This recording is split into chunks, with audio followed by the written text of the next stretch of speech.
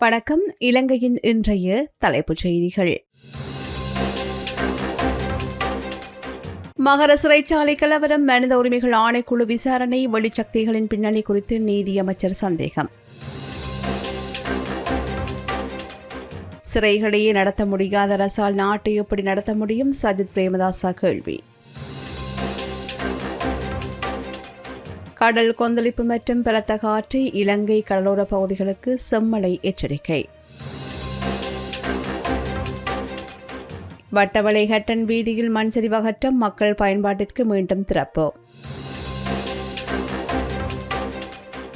மூதூரில் சோகம், tipper வாகனத்துடன் motor cycle மோதி 2 இளைஞர்கள் பலி. யாழ்ப்பாணத்தில் சோகம், பட்டாசு வெடித்து இளைஞர் பரிதாபகரமாக உயிரிழப்பு. மாணவிகளுக்கு தொல்லை, சம்மாந்துறையில் இளைஞர்கள் கைது. மட்டக்களப்பு மாமாங்கேஸ்வரர் ஆலய மகோற்சவம் வெகு விமரிசையாக ஆரம்பம். திருகோணமலையில் சோகம், காட்டு யானை தாக்கி சிவில் பாதுகாப்பு உத்தியோகத்தர் உயிரிழப்பு.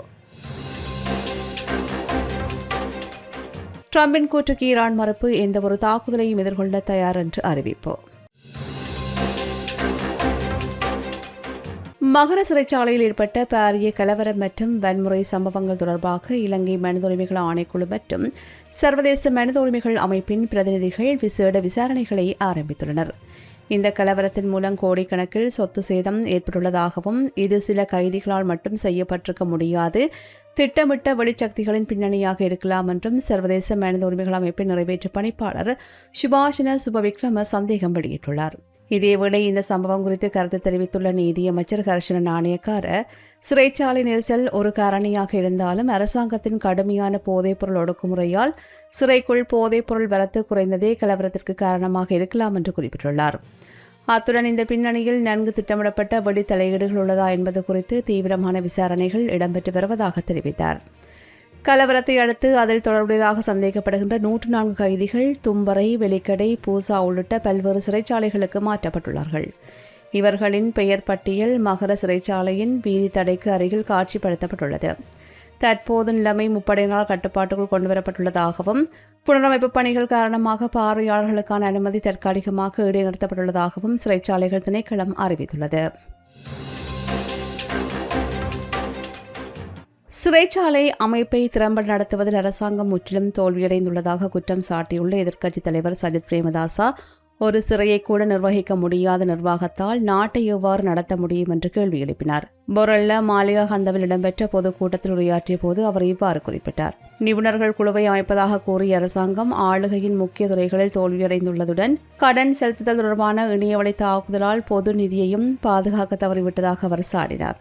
அத்துடன் நீதி அமைச்சருக்கு எதிரான நம்பிக்கையில்லா தீர்மானத்தை அரசாங்கம் தோற்கடித்த போதிலும் மகர சிறையில் மீண்டும் நெருக்கடி ஏற்பட்டுள்ளதையும் அவர் சுட்டிக்காட்டினார். நாட்டின் 30 முதல் 40% மக்கள் வறுமையில் தள்ளப்பட்டுள்ளதாகவும் நகர்ப்புற, கிராமப்புற மற்றும் தோட்டப்பகுதி சமூகங்கள் பொருளாதார ரீதியாக கடும் சவால்களை எதிர்கொண்டுள்ளதாகவும் அவர் குறிப்பிட்டார். அரசாங்கம் நாட்டை தவறான பாதையில் கொண்டு செல்வதாகவும் சாடினார். இலங்கையை சுற்றியுள்ள பல்வேறு கடலோர பகுதிகளில் பலத்த காற்று வீசக்கூடும் என்பதோடு கடல் கொந்தளிப்பாக காணப்படும் என்பதால் வானிலை ஆய்வுத்துறை செம்மழை எச்சரிக்கை விடுத்துள்ளது. ஆகஸ்ட் 2 இரவு 8 மணிக்கு வெளியிடப்பட்ட இந்த எச்சரிக்கை இன்று இரவு 8 மணி வரையில் செல்லுபடியாகும். குறிப்பாக காலை முதல் ஹம்பாந்தோட்டை வழியாக பொத்துவில் வரையிலான கடல் பகுதிகளில் மணிக்கு 60 தொடக்கம் 70 கிலோமீட்டர் வேகத்தில் மிகவும் வலுவான சூறாவளி காற்று வீசக்கூடும் என்பதால் மறு அறிவிப்பு வரும் வரையில் இந்த கடற்பகுதிகளுக்கு செல்ல வேண்டாம் என்று மீனவர்கள் மற்றும் கடற்படையினருக்கு திட்டவட்டமாக அறிவுறுத்தப்பட்டுள்ளது. மேலும் புத்தளம் முதல் கொழும்பு வழியாக காலி வரையிலான கடல் பகுதிகளில் மணிக்கு 50 தொடக்கம் 60 கிலோமீட்டர் வேகத்தில் பலத்த காற்று வீசக்கூடும் என்பதால் அந்த பகுதியில் இயங்குகின்ற கடற்படை மற்றும் மீன்பிடி சமூகத்தினர் மிகவும் விழிப்புடன் இருக்குமாறும் அடுத்தடுத்த வானிலை அறிவிப்புகளை உன்னிப்பாக கண்காணிக்குமாறும் வலியுறுத்தப்பட்டுள்ளது. பாரிஸ் வாழ் மக்களே, உங்களின் பேராதரவை பெற்ற கல்யாணி மற்றும் அன்னபூரணி தயாரிப்புகள் இப்போது 2 கிளைகளிலும். பிடி கேஷ் அண்ட் கரி லாச்சப்பல், பிடி super store, Harley cones. வட்டவளையிலிருந்து அகரவத்தை Weliyoya ஊடாக ஹட்டன் செல்லும் பாதையில் நேற்று பெய்த கடும் மழை காரணமாக பாரிய மண் சரிவு ஏற்பட்டு போக்குவரத்து முற்றாக தடைப்பட்டிருந்தது. இந்த சம்பவம் குறித்து அம்பகம பிரதேச சபை உறுப்பினர் ஜீவன் ராஜேந்திரன் உடனடியாக கவனம் செலுத்தி பிரதேச சபையின் டோஷர் இயந்திரம் மூலம் சரிந்து விழுந்த மண்திட்டை நேற்று காலை அகற்றி வீதியை சீரமைத்தார். இதன் மூலம் அந்த பகுதி மக்களின் அன்றாட போக்குவரத்து இயல்பு நிலைக்கு கொண்டுவரப்பட்டதாக தெரிவிக்கப்படுகின்றது. இதேவேளை வட்டவளை லொனாக் பாதையில் மீனாட்சி தோட்டத்திற்கு அருகில் உள்ள மதகொன்று உடைந்து விழும் அபாயத்தில் உள்ளதால் அந்த பாதையுடான போக்குவரத்து மிகவும் மோசமான நிலை அடைந்துள்ளதாகவும் தெரிவிக்கப்படுகின்றது. இதுகுறித்து கருத்து தெரிவித்த பிரதேச சபை உறுப்பினர் இந்த பிரச்சினைகளை சம்பந்தப்பட்ட அதிகாரிகளின் கவனத்திற்கு கொண்டு சென்றுள்ளதாகவும் உடனடியாக சீரமைக்கப்படாவிட்டால் மக்கள் திரண்டு போராட்டம் நடத்த நேரிடும் என்றும் எச்சரித்தார். திருகோணமலை மட்டக்களப்பு பிரதான வீதி மூதூர் ஜின்னாநகர் பகுதியில் நேற்று மாலை டிப்பர் வாகனத்துடன் மோட்டார் சைக்கிள் மோதி இடம்பெற்ற வீதி விபத்தில் 2 இளைஞர்கள் பரிதாபகரமாக உயிரிழந்தனர். இந்த விபத்தில் மூதூர் கிளிவெட்டி பகுதியைச் சேர்ந்த தமிழ்ச்செல்வன், தனேஷ் மற்றும் அருணவன் செல்வரட்னம் ஆகியோரை உயிரிழந்தவர்கள் ஆவார். விபத்தை தொடர்ந்த டிப்பர் வாகனத்தின் சாரதி மூதூர் போலீஸ் நிலையத்தில் சரணடைந்துள்ளார். உயிரிழந்த இளைஞர்களின் சடலங்கள் மூதூர் தள வைத்தியசாலையின் பிரேதரையில் வைக்கப்பட்டுள்ளதுடன் சம்பவம் குறித்து மூதூர் போலீசார் மேலதிக விசாரணைகளை மேற்கொண்டு வருகின்றனர். யாழ்ப்பாணம் குருநகர் பகுதியில் பட்டாசு வெடித்ததில் இளைஞர் ஒருவர் உயிரிழந்துள்ளதாக தெரிவிக்கப்படுகின்றது. சக்தி வாய்ந்த பட்டாசு ஒன்றை கொளுத்தி போட்ட போது அது வெடிக்காததால் அந்த இளைஞர் அருகே சென்று வாயினால் ஊதிய வேளையில் திடீரென்று பட்டாசு வெடித்து சிதறியுள்ளது. இதில் படுகாயமடைந்த அவர் சம்பவ இடத்திலேயே உயிரிழந்துள்ளார். இந்த சம்பவம் குறித்து யாழ்ப்பாணம் போலீசார் மேலதிக விசாரணைகளை மேற்கொண்டு வருகின்றனர். Blue ocean group of companies இலங்கையின் வளர்ச்சியோடு உங்கள் வாழ்க்கையையும் உயர்த்துகிறோம். சம்மாந்துறையில் டியூஷன் வகுப்புகளுக்கு செல்கின்ற மாணவிகளை மோட்டார் சைக்கிள்களில் பின்தொடர்ந்து தொந்தரவு செய்தமை மற்றும் போக்குவரத்து விதிகளை மீறிய குற்றச்சாட்டின் கீழ் பல இளைஞர்கள் கைது செய்யப்பட்டுள்ளதுடன் 8 மோட்டார் சைக்கிள்களும் போலீசாரால் கைப்பற்றப்பட்டுள்ளன. பொதுமக்களுக்கு இடையூறு விளைவித்த குற்றச்சாட்டில் கைதான இவர்கள் சம்மாந்துறை நீதவான் நீதிமன்றத்தில் முன்னிலைப்படுத்தப்பட்டுள்ளார்கள். பொதுமக்கள் வழங்கிய காணொளிகள் மற்றும் புகைப்பட ஆதாரங்களின் அடிப்படையில் சம்மாந்துறை போலீஸ் நிலைய பொறுப்பதிகாரி நிஷாந்த பிரதீப் குமார் தலைமையிலான போலீஸ் குழுவினர் இந்த அதிரடி நடவடிக்கைகளை மேற்கொண்டுள்ளனர். இதுகுறித்து கருத்து தெரிவித்த போலீஸ் நிலைய பொறுப்பதிகாரி, பெண்களுக்கு இடையூறு விளைவிக்கின்ற செயல்கள் கடுமையாக தண்டிக்கப்படும் என்றும் சட்டவிரோத செயல்கள் தொடர்பான ஆதாரங்களை பொதுமக்கள் போலீசாருக்கு உடனடியாக அனுப்பி வைக்குமாறும் கேட்டுக்கொண்டார். மேலும் பெற்றோர்கள் தமது பிள்ளைகளின் வாகன பயன்பாடு மற்றும் நடவடிக்கைகள் குறித்து விழிப்புடன் இருக்குமாறும் போலீசார் அறிவுறுத்தியுள்ளனர். கிழக்கிழங்கையின் வரலாற்று சிறப்புமிக்க மட்டக்களப்பு அருள்மிகு ஸ்ரீ மாமங்கேஸ்வரர் ஆலயத்தின் வருடாந்த மகோற்சவம் இன்று கொடியேற்றத்துடன் ஆரம்பமாக உள்ள நிலையில் அதற்கான கொடிச்சீலை கொண்டு செல்கின்ற நிகழ்வு நேற்று மாலை இடம்பெற்றது. மட்டக்களப்பு வீரகத்தி பிள்ளையார் ஆலயத்தில் இடம்பெற்ற விசேட பூஜைகளை தொடர்ந்து பாரம்பரிய கலாச்சார கலை நிகழ்ச்சிகளுடன் பவனியாக கொடிச்சீலை மாமங்கேஸ்வரர் ஆலயத்திற்கு எடுத்து வரப்பட்டது. ராமபிரான் வழிபாடு செய்த பெருமையும் அவர் தண்டமூன்றி உருவாக்கிய கருதப்படுகின்ற வரலாற்று சிறப்புமிக்க தீர்த்த குளத்தை கொண்ட இந்த ஆலயத்தில் இன்று நண்பர்கள் 12 மணி அளவில் கொடியேற்றம் இடம்பெறவுள்ளமை குறிப்பிடத்தக்கது.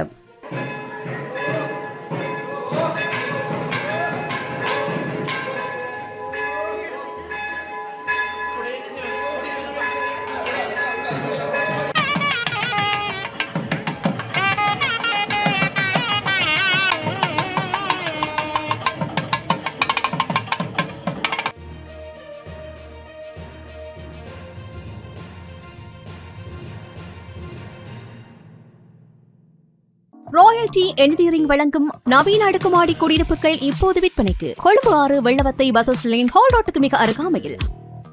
திருகோணமலை சேரனுவர சேமபுர பகுதியில் காட்டு யானையின் தாக்குதலுக்கு இலக்காகி படுகாயமடைந்த சிவில் பாதுகாப்பு உத்தியோகத்தர் ஒருவர் நேற்று சிகிச்சை பலனின்றி உயிரிழந்துள்ளார். சேரனுவர சோமபுர LB 1 பகுதியைச் சேர்ந்த MM டில்ஷான் என்பவர் இவ்வாறு உயிரிழந்தவர் ஆவார். வனஜீவராசிகள் திணைக்களத்துடன் இணைந்து யானை மின்வேலி பாதுகாப்பு கடமையில் ஈடுபட்டிருந்த போது அவர் திடீரென்று யானையின் தாக்குதலுக்குள்ளானார். படுகாயமடைந்த அவரை உடனடியாக மீட்டு திருகோணமலை பொது வைத்தியசாலையில் தீவிர சிகிச்சைக்காக அனுமதித்த போதிலும் அவர் சிகிச்சை பலனின்றி உயிரிழந்துள்ளார். சடலம் தற்போது திருகோணமலை பொது வைத்தியசாலையின் பிரேதரையில் வைக்கப்பட்டுள்ளதுடன் உடற்கூற்று பரிசோதனைகளின் பின்னர் உறவினர்களிடம் ஒப்படைக்கப்படும் என்றும் தெரிவித்துள்ள போலீசார் சம்பவம் தொடர்பாக மேலதிக விசாரணைகளை மேற்கொண்டு வருகின்றனர். அமெரிக்கா தன தாக்குதல்களை தவிர்க்குமாறு ஈரான் கோரியதாக அமெரிக்க ஜனாதிபதி ட்ரம்ப் கூறிய தகவலை ஈரான் திட்டவட்டமாக மறுத்துள்ளது. இது ட்ரம்பின் மற்றொரு பொய் என்று தெரிவித்துள்ள ஈரான், அமெரிக்காவின் தாக்குதல் தொடரும் வரையில் ஹோர்மோஸ் நீரிணை மூடப்பட்டே இருக்கும் என்றும் ஈரானிய ஆயுதப்படைகள் உயர் எச்சரிக்கை நிலையில் எந்தவொரு தாக்குதல்களையும் எதிர்கொள்ள தயாராக இருப்பதாகவும் அறிவித்துள்ளது. மேலும் ஓமானுடான புதிய கப்பல் வழித்தட புரிந்துணர்வு ஒப்பந்தம் ஹார்மோஸ் நீரிணை திறக்கப்படுவதை குறிக்காது என்று ஈரானிய வெளியுறவு அமைச்சக செய்தி தொடர்பாளர் இஸ்மாயில் ஃபஹாஜி தெளிவுபடுத்தியுள்ளார். அமெரிக்காவின் வாக்குறுதி முறல் மற்றும் கடற்படை முற்றுகையே நீரிணை மூடப்பட்டதற்கு காரணம் என்றும் அவர் மேலும் சுட்டிக்காட்டினார். இதனிடையே ஈரான் மீதான தாக்குதலை நிறுத்துவதாக ட்ரம்ப் அறிவித்துள்ள நிலையிலும் இஸ்ரேலின் பென்குரியன் விமான நிலையத்திற்கு மேலும் 10 அமெரிக்க வான்வழி எரிபொருள் நிரப்புகின்ற விமானங்கள் வந்தடைந்துள்ளதாகவும் தெரிவிக்கப்படுகின்றது. இதனால் அங்குள்ள அமெரிக்க எரிபொருள் நிரப்புகின்ற விமானங்களின் எண்ணிக்கை 40 உயர்ந்துள்ளமை குறிப்பிடத்தக்கது. இத்துடன் இலங்கையின் இன்றைய தலைப்புச் செய்திகள் நிறைவு பெறுகின்றன. தொடர்ந்தும் செய்திகளை உடனுக்குடன் அறிந்து கொள்ள சமூகமீடியா.com எனும் எமது இணையதளத்துடன் இணைந்திருங்கள். எமது RIP பேச்சுக்கு கிடைத்த மரண அறிவித்தல்கள். யாழ்ப்பாணம் நெடுந்தீவு 12ஆம் வட்டாரத்தை பிறப்பிடமாகவும் நைனாதீவு 3ஆம் வட்டாரம் மற்றும் லண்டன் ஆகிய இடங்களை வாழ்விடங்களாகவும் கொண்டிருந்த திரு கனகசபை சிவலிங்கம் சிவம் அவர்கள் 2/8/2026 ஞாயிற்றுக்கிழமை அன்று லண்டனில் காலமானார்.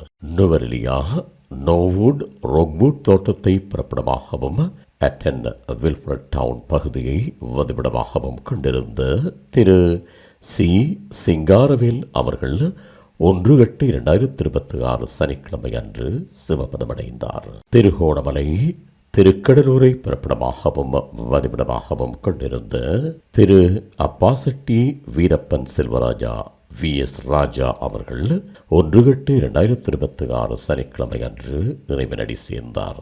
மேலே அறிவிக்கப்பட்ட அனைத்து மரண அறிவித்தல் இறுதிக்கிரியை பற்றிய தகவல்களை அறிந்து கொள்ள ரிப் பேஜை பார்வையிடுங்கள். இதற்கான லிங்க் கீழிருக்கும் டிஸ்கிரிப்ஷனில் பார்வையிடலாம். இது போன்ற செய்திகளை தெரிந்து கொள்ள சமூகம் நியூஸ் சேனலை சப்ஸ்கிரைப் செய்து அருகில் உள்ள பெல் பட்டனை கிளிக் செய்யுங்கள். மேலும் இது போன்ற செய்திகளை உடனுக்குடன் தெரிந்து கொள்ள சமூகமீடியா.com என்ற இணையதளத்தின் வாயிலாகவும் எங்களுடன் இணைந்திருங்கள்.